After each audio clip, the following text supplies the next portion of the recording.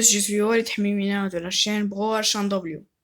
Donc, de cette vidéo, on va faire les exercices de la page 35. De l'activité de lecture, la leçon identifie le portrait dévalorisant d'un personnage. Donc, premièrement, on va lire ce petit texte. Le monstre poli. Au milieu d'une sombre forêt, dans une caverne humide et grise, vivait un monstre poli. Il était laid.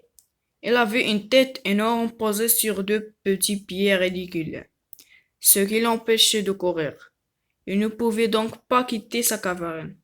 Il avait aussi une grande bouche, deux petits yeux glauques et deux longs bras minces qui partaient de ses oreilles et qui lui permettaient d'attraper les souris. Le monstre avait des poils partout, au nez, aux pieds, au dos, aux dents, aux yeux et ailleurs. Ce monstre-là rêvait de manger des gens. Tous les jours, il se postait sur le seuil de sa caverne. Il disait avec des ricanements sinistres. Le premier qui passe, je le mange. Mais jamais les gens ne passaient par là, car la forêt était bien trop profonde et bien trop sombre. Donc, mes amis, on passe aux exercices. Je, je consulte un dictionnaire pour expliquer les mots suivants. Les mots sont monstre, caverne, poli, ridicule, glauque, ricanement, sinistre. Premièrement, monstre, c'est un être imaginaire qui fait très peur. Caverne, c'est un grand creux. Poli, un homme qui a beaucoup de poils. Ridicule fait beaucoup rire.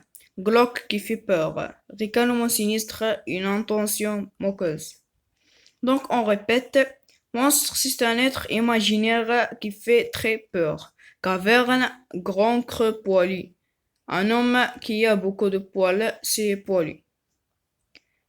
Et ridicule fait beaucoup rire. Glauque qui fait peur. Et ricanement sinistre, une intention moqueuse. Je relève dans le texte les adjectifs qui caractérisent le monstre. Donc, il y a poilu, les têtes énormes, petits pieds ridicules, grande bouche, deux petits yeux glauques, et etc. Troisième exercice, je dégage la nature du portrait du monstre. C'est un portrait dévalorisant. Donc, portrait dévalorisant, c'est le contraire du portrait valorisant. Le portrait valorisant, c'est beau, et le portrait dévalorisant, c'est laid, ou bien méchant. Je relis le texte et je complète la grille suivante. Un monstre poli. Les éléments décrits c'est monstre, tête, pied, bouche, yeux, bras et oreilles. Les adjectifs utilisés, on va les voir. Il y a un monstre poli. Tête énorme, pied, deux petits pieds ridicules. Donc petit et ridicule qui fait rire. Yeux, c'est glauque. Bras, mince et longue. Les oreilles, il n'y a pas d'adjectifs utilisés pour les oreilles. Je relève les deux verbes à l'imparfait qui servent à décrire. Il y a le verbe être, c'est était. Avoir, on va le conjuguer, c'est avait. Je relève le caractère du monstre à partir de l'expression ricanement sinistre. C'est méchant. Parce que il rit avec une intention moqueuse. Parmi les titres suivants, j'entoure celui qui convient à ce texte. Un monstre dangereux parce qu'il veut manger des gens. Donc, mes amis, on passe aux exercices de la page 36.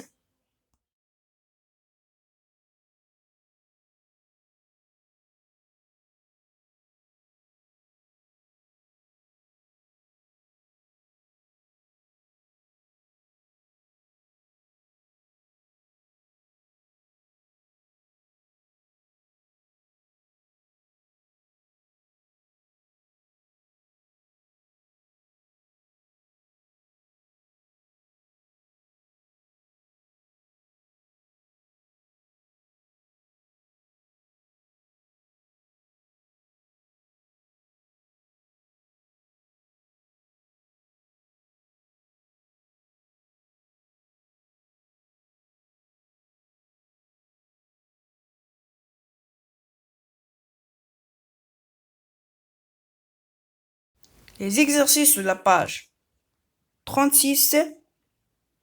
Donc, je m'entraîne. Premier exercice, donc je m'entraîne, je répondis aux questions suivantes. Ce monstre est-il dangereux? Oui, elle est très dangereux. Ce monstre est-il beau? Non, elle est laid. Deuxième exercice dont je m'entraîne, si vous rencontrez ce monstre, que lui direz-vous? Pourquoi tu veux manger les hommes? Ou bien, pourquoi tu manges les hommes? Parce que le monstre, il veut manger les hommes. Ou bien les gens. Premier exercice dont je réinvestis, je cherche le contraire des adjectifs ci-dessus pour les réutiliser dans la description. Portrait valorisant, portrait dévalorisant. Exemple, bon et méchant. Donc, le contraire c'est beau, aimable, désagréable, énorme, minuscule, honnête, malhonnête, petit, grand, gentil, méchant, gros, mince, souriant, triste, faible, fort.